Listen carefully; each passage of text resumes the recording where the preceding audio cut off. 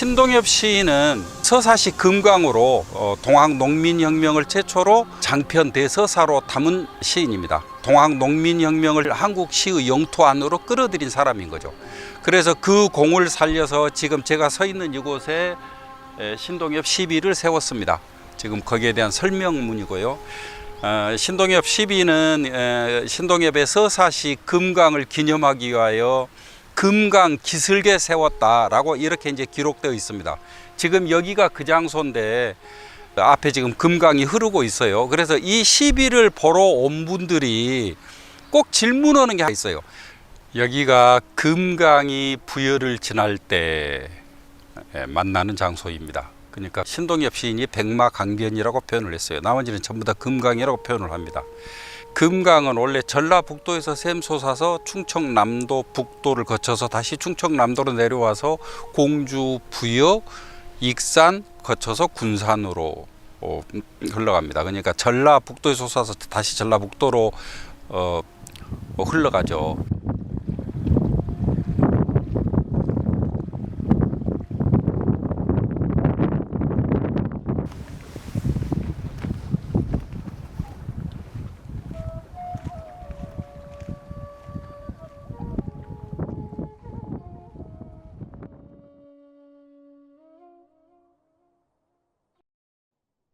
금강.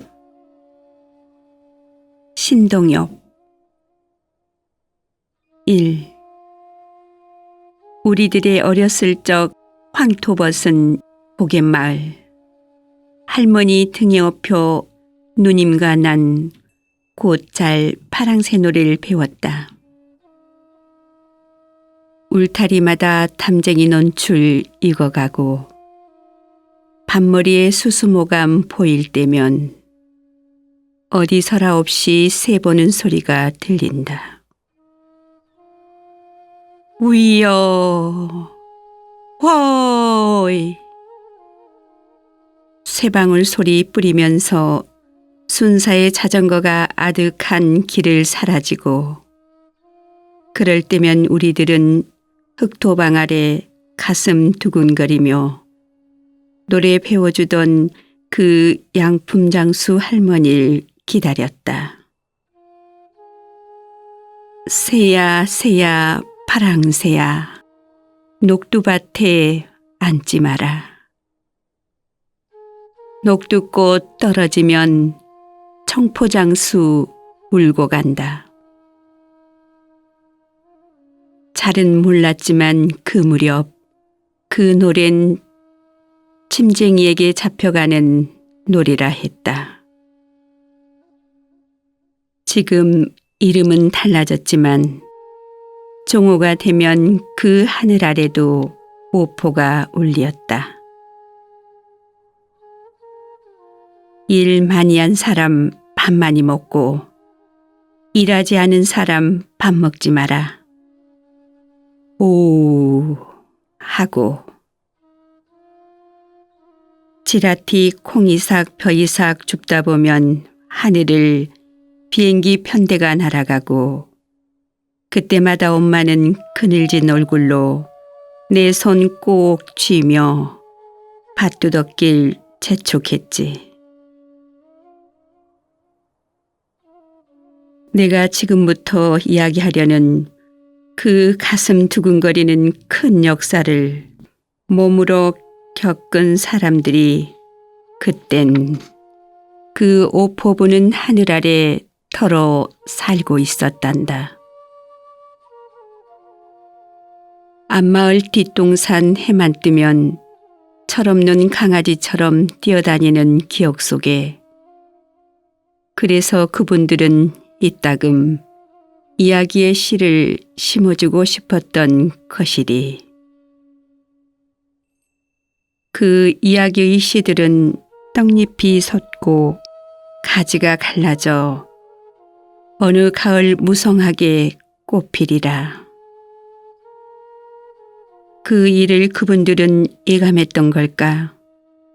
그래서 눈보라치는 동지딸 콩강기에 묻힌 아랫목에서 숨막히는 삼복 순이 엄마 목매었던 그 정자나무 근처에서 부채로 매미소리 날리며 조심조심 이야기했던 걸까. 배꼽 내놓고 아랫배 긁는 그 코올리게 꼬마들에게 우리들은 하늘을 봤다. 1960년 4월 역사를 짓누르던 검은 구름장을 찢고 영원히 얼굴을 보았다. 잠깐 빛났던 당신의 얼굴은 우리들의 깊은 가슴이었다. 하늘물 한아름 떠다. 1919년 우리는 우리 얼굴 닦아놓았다. 1894년쯤엔 돌에도 나무 등걸에도 당신의 얼굴은 전체가 하늘이었다. 하늘, 잠깐 빛나던 당신은 금세 가리워졌지만 꽃들은 해마다 강산을 채웠다. 태양과 추수와 연애와 노동. 동해, 원색의 모래밭, 사기 굽던 천축 뒷길. 방학이면 등산 못 쓰고 절름거리며 찾아 나섰다. 없었다. 바깥 세상엔 접시도 살점도 바깥 세상엔 없었다. 잠깐 빛났던 당신의 얼굴은 영원히 하늘. 끝나지 않는 우리들의 깊은 가슴이었다. 제1장. 반도는 가는 곳마다 가뭄과 굶주림. 땅이 갈라지고 서당이 금 같다. 하늘과 땅을 후비는 흙먼지. 1862년 전봉준이 8살 되던 해 경산도 진주에서 큰 농민 반란이 일어났다. 세금, 이불채, 부엌 세간 초가집 다 팔아도 감당할 수 없는 세미, 군포. 마을 사람들은 지리산 속 들어가 화전민 됐지. 관리들은 버릇처럼 또 도망간 사람들 목까지 이징족징했다. 총칼 앞세운 진주병사 백낙신. 삼천의 농민들이 대창 들고 관청에 몰려와 병사 내쫓고 아전 죽이고 노비문서 불살라버렸다.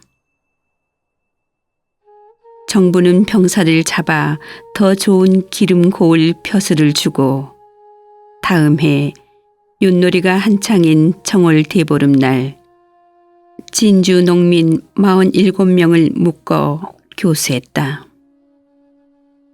1871년 경상도 문경에서 농민군 2,000명이 동학교도 이필의 지휘로 관할을 습격, 제수들을 석방하고 노비문서 불사르고 창고를 때려 부숴 쌀을 꺼내다가 농민에게 나눠줬다. 황해도, 평안도, 이곳 저곳에서 농민 반란은 터졌다.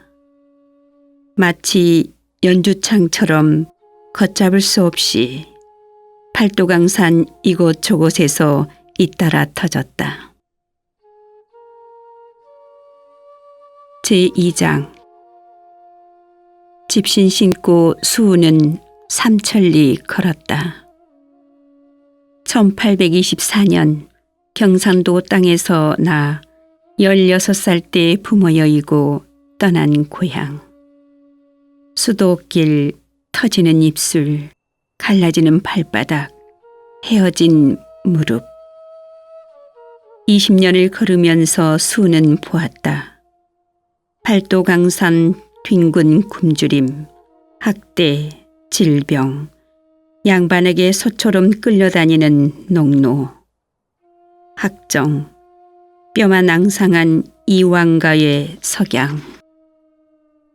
2000년 전 불비 쏟아지는 이스라엘 땅에선 선지자 하나이 나타나 염은 과일 한가운데를 왜 못 박히었을까? 3000년 전 히말라야 기슭 보리수나무 투명한 잎사귀 그늘 아래선 너무 일찍 핀 인류와 한 송이가 서러워하고 있었다. 1860년 4월 5일 기름 흐르는 실록의 감나무 그늘 아래서 수우는 하늘을 보았다. 바위 찍은 감격, 영원히 빛나는 하늘. 제3장. 어느 해 여름 금강변을 소요하다 나는 하늘을 보았다. 빛나는 눈동자. 너의 눈은 밤 깊은 얼굴 앞에 빛나고 있었다. 그 빛나는 눈을 나는 아직 잊을 수가 없다. 검은 바람은 앞서간 사람들의 쓸쓸한 혼을 갈갈이 찢어 꽃 풀무 치어오고, 파도는 너의 얼굴 위에, 너의 어깨 위에, 그리고 너의 가슴 위에 마냥 쏟아지고 있었다. 너는 말이 없고 귀가 없고 봄도 없이 다만 억천만 쏟아지는 폭동을 헤치며 고고히 눈을 뜨고 걸어가고 있었다. 그 빛나는 눈을 나는 아직 잊을 수가 없다. 그 어두운 밤 너의 눈은 세기의 대합실 속서 빛나고 있었다. 빌딩마다 폭우가 몰아쳐 덜컹거리고 너를 알아보는 사람은 당시 하나도 없었다. 그 아름다운 빛나는 눈을 나는 아직 잊을 수가 없다. 조용한, 아무것도 말하지 않는, 다만 사랑하는, 생각하는 그 눈은 그 밤의 주검거리를 걸어가고 있었다. 너의 빛나는 그 눈이 말하는 것은 잣이다, 새벽이다, 승천이다. 어제 발버둥 치는 수천 수백만의 아우성을 싣고 강물은 슬프게도 흘러갔고야. 세상에 한가함이 없이 오히려 세상이 너의 위험 앞에 한가하려 하도록 빛나는 눈동자. 너는 세상을 밟아 디디며 포도알 씹듯 세상을 씹으며 뚜벅뚜벅 혼자서 걸어가고 있었다. 그 아름다운 눈, 너의 그 눈을 볼 수 있는 건 세상에 나온 나의 오직 하나 지상의 보람이었다. 그 눈은 나의 생과 함께 내 열매 속에 살아남았다. 그런 빛을 가지기 위하여 인류는 헤매인 것이다. 정신은 빛나고 있었다. 몸은 야이었어도 다만 정신은 빛나고 있었다. 눈물마다 역사마다 삼켜 견디고 언젠가 또다시 물결 속 잠기게 될 것을 빤히 자각하고 있는 사람의 세속된 표정을 개운히 떨어버린 승화된 높은 의지 가운데 빛나고 있는 눈. 산정을 걸어가고 있는 사람의 정신의 눈. 깊게 넓게 땅속서 스며나오듯 한 말없는 그 눈빛. 이승을 담아버린, 그리고 이승을 뚫어버린 오 인간 정신미의 지고한 빛. 제4장. 수우는 왕명으로 체포되어 대구 감영 속 감금되었다가 1864년 3월 10일 대구 노들벌에서 순교했다. 해월이 옥리를 밀수하여 수운을 탈옥시키려고 오간에 들어섰을 때 수운은 담뱃대 하나 해월에게 쥐어주며 빨리 돌아가라 할 뿐 움직이려 하지 않았다. 주막집 등잔불 아래 마주 앉은 문경 접주 이필 제2세 동학교주 해월. 선사에게서 받은 담뱃대를 쪼개니 종이 심지를 펴보니 깨알 같은 붓글씨. 그대 마음이 곧 내 마음이여라. 우리의 죽음은 오히려 지붕 떠받드는 기둥으로 영원한 것. 나는 고이 하늘의 뜻에 따르려 노니 그대는 내일 위에 어서 먼 땅으로 피하라. 등명수상 무혐극 주사 고형 영유여. 오는 순수 천명하니 여는 고비 온주하라. 들에 선 농부들이 걸음을 퍼내고 걸음 무덤에 선 아침 햇살 속 흰 김이 무럭 피었다. 장군으로 변장한 해월, 이필, 그리고 몇 사람은 상주의 들을 거쳐 문경 세제 99급이 휘어 태백산을 찾았지. 왕실에선 천냥의 현상금 걸어 해월을 수배하고 일찍이 수우는 2권의 저서를 남겼다. 동경대전 용담유사. 사람은 하늘님이니라. 노비도 농사꾼도 천민도 사람은 하늘님이니라. 우리는 마음속에 하늘님을 모시고 사니라. 우리의 내부에 하늘님이 살아 계시니라. 우리의 밖에 있을 때 하늘님은 바람. 우리는 각자 스스로 하늘님을 깨달았을 뿐 우리에게도 옮기지 못하니라. 모든 중생이여 하늘님 섬기듯 이웃 사람을 섬길지니라.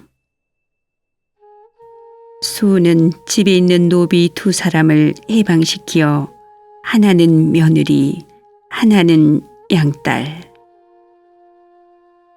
가지고 있던 금싸라기 땅 12마직이 땅 없는 농민들에게 무상으로 나누었다.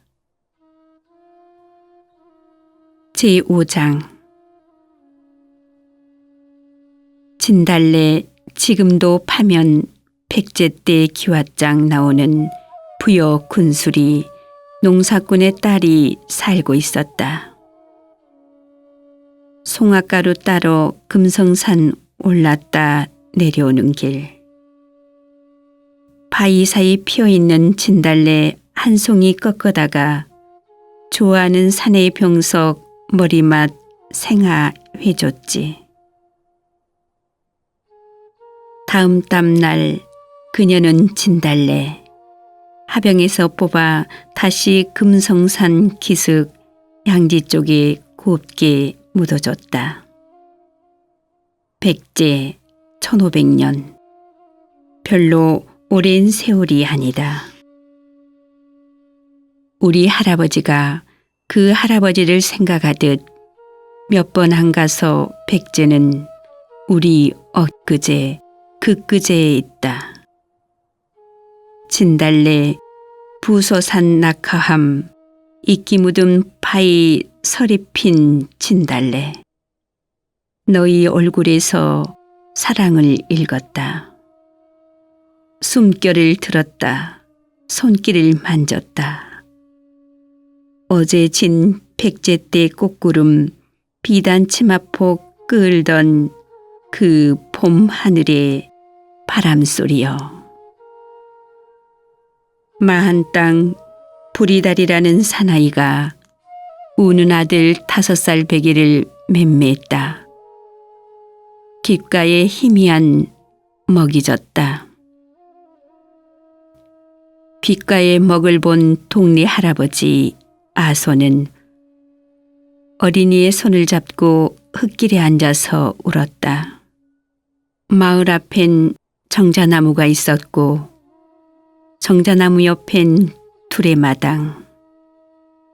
동네 할아버지 아소는 부리다를 두레마당에 불러다 놓았다.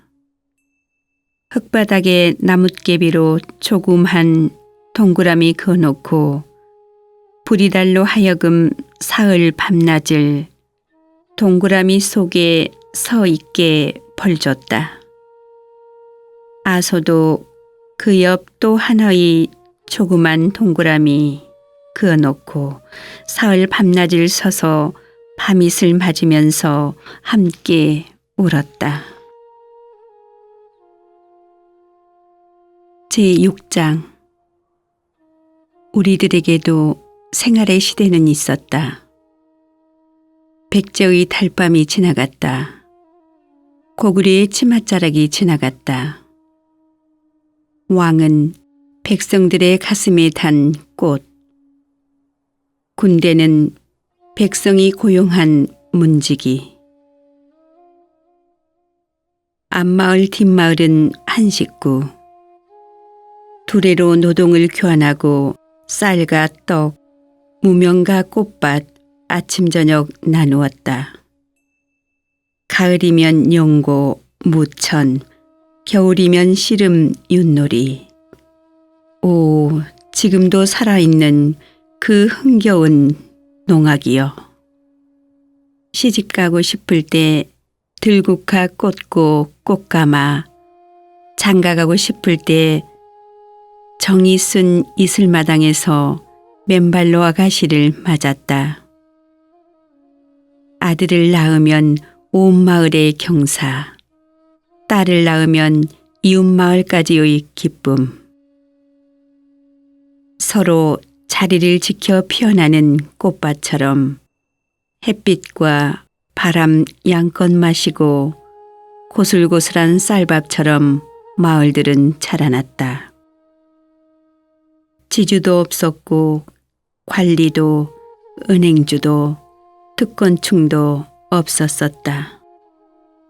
반도는 평등한 노동과 평등한 분배, 능력에 따라 일하고 필요에 따라 분배, 그 위에 백성들의 축제가 자라났다. 늙으면 마을 사람들에 쌓여 웃으며 눈 감고 양지 바른 뒷동산에 누워선 후손들에게 이야기를 남겼다.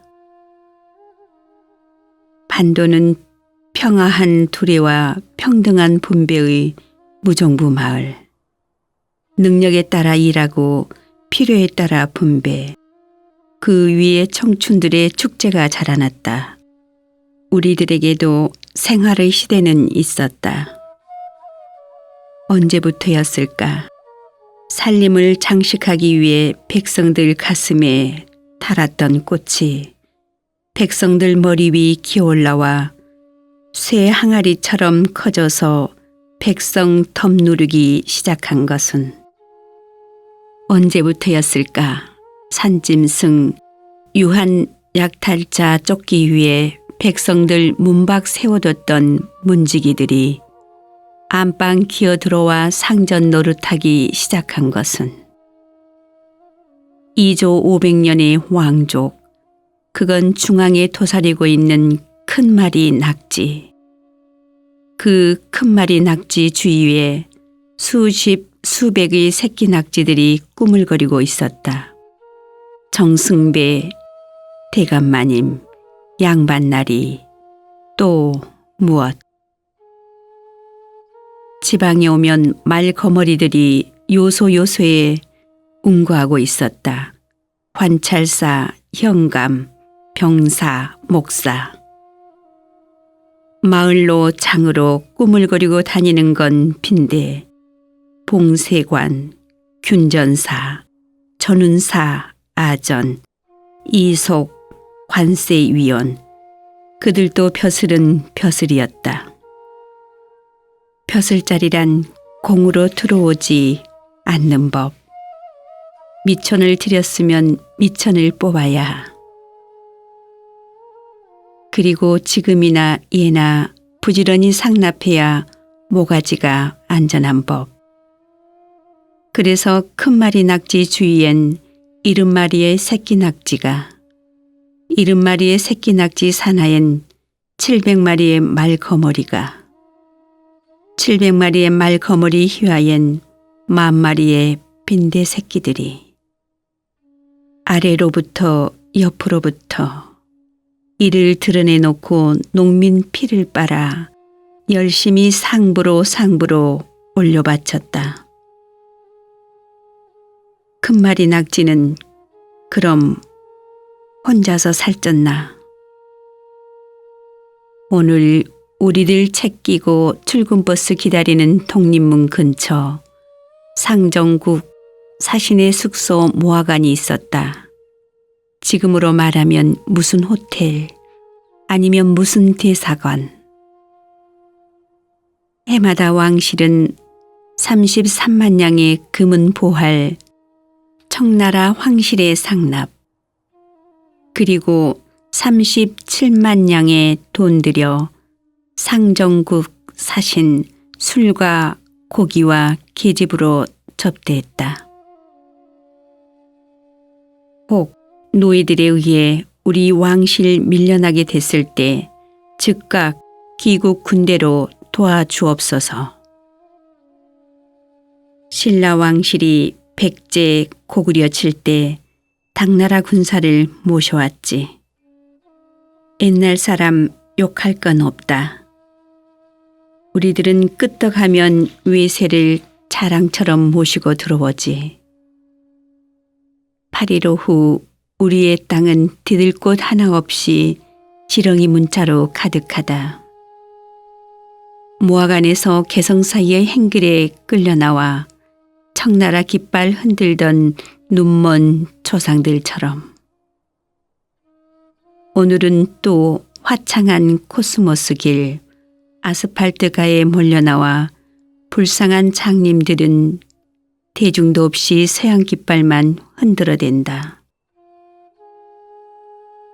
허나 다녀가는 높은 오만들이여 오해 마시라. 그대들이 만져본 건 역사의 껍데기. 알맹이는 여기 언제나 말없이 흐르는 금강처럼 도시와 농촌 깊숙한 그늘에서 우리의 노래 우리끼리 부르며 누워 있었니라. 누구였던가 무엇에 당선만 되면 다음 날 당장 미국에 건너가 더 많은 동량 얻어올 수 있다고 장담했던 정치 거지는. 내 진실로 묻노니 그대들이 구걸해온 동량 돈이 단 한 번만이라도 농민들이 밥사발에 쌀밥으로 담겨져 본 적이 있었는가? 후진국의 땅은 포도주, 포도주는 썩어야 맛이 날까? 버터와 제주와 달러와 양키즘으로 우리의 땅은 썩혀졌을까? 원조 물자, 달러는 효모, 화려한 항아리에서 포도주 빼가기에 바쁜 넥타이맨 장사꾼의 얼굴은 어떻게 생겼을까? 방마다에서 한국의 토산물 흥정되고 자본의 앞잡이들은 한국 지도의 등불 밝혀놓고 분주히 주판을 튕긴다. 자본이 배를 누르면 중앙청 정승 대감들이 맨발로 달려와 머리 조아리고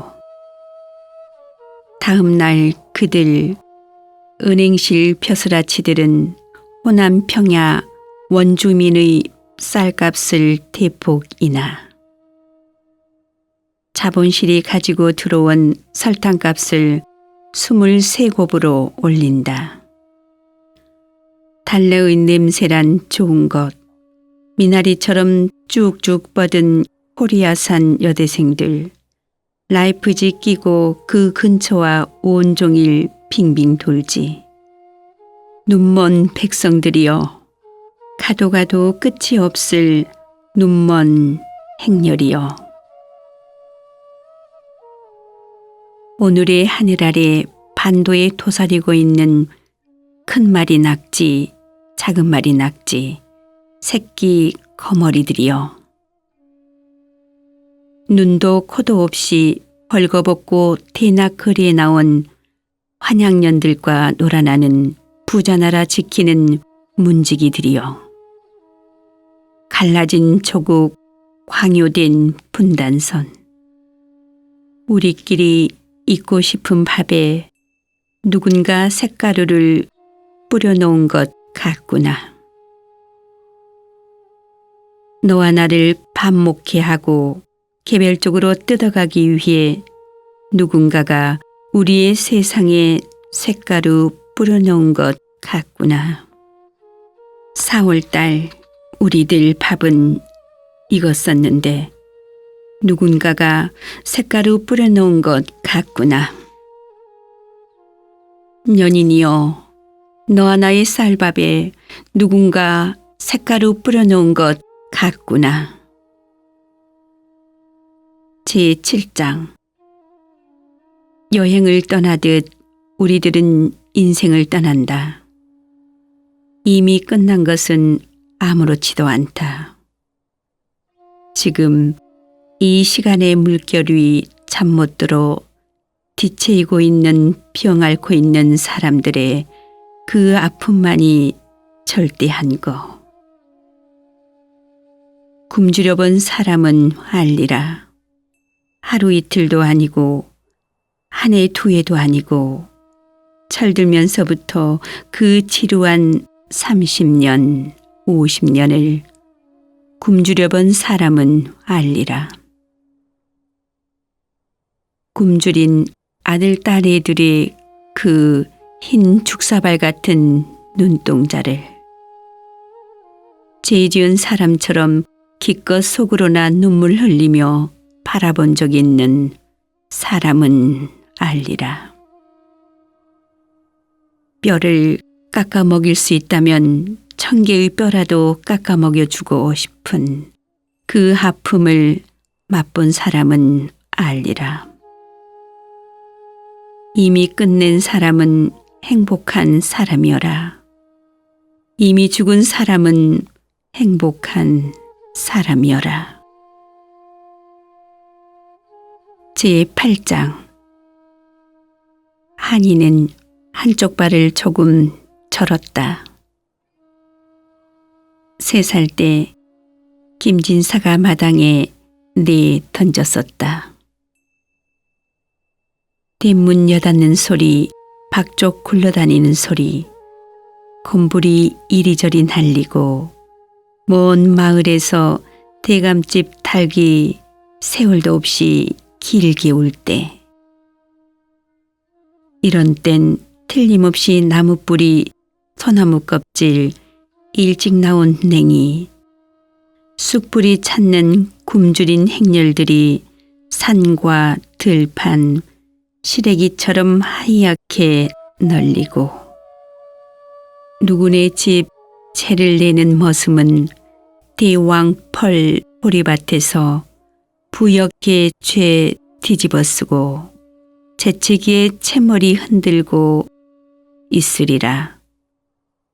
그렇지. 또 있다.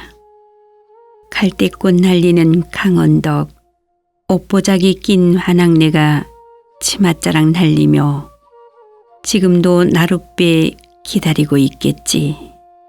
맞바우. 한이는 김진산의 집 머슴 돌쇠가 조다 기르고 있었다. 3살짜리는 날마다 배가 고팠다. 아랫목에 묻어든 콩강개도 없이. 그날은 김진사 집에 서울 사는 정대감님이 오시는 날. 동네 노소 부녀 다 동원해서 한 달 전부터 길을 닦고 환영 준비에 바빴다. 마을 사람은 돈 있는 사람의 종이었으니까. 배가 고픈 한이는 엎드려서 울었다. 코를 땅에 박고 지치도록 서럽게 울었다. 연놈들이 말 잘 안 듣는다고 노발대발 치알치는 유첨지를 호령하던 김진사가 신발 한 채 행랑방에 뛰어들어 우는 아이 마당 밖으로 집어던져 돼지 우리 속 떨어졌다. 삼신 할머니가 받았음일까.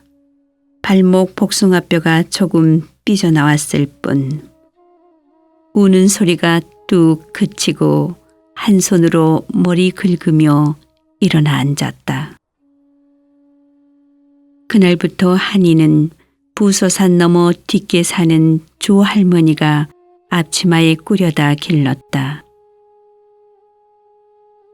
조 할머니의 남편은 광해군 때 애미한 용모죄로 기양가 죽었다. 더없이 선량한 선비, 눈이 너무 맑아서 죄 지을 줄 모르는 선비는 돼지죽 속 진주처럼 밀려나는 법일까.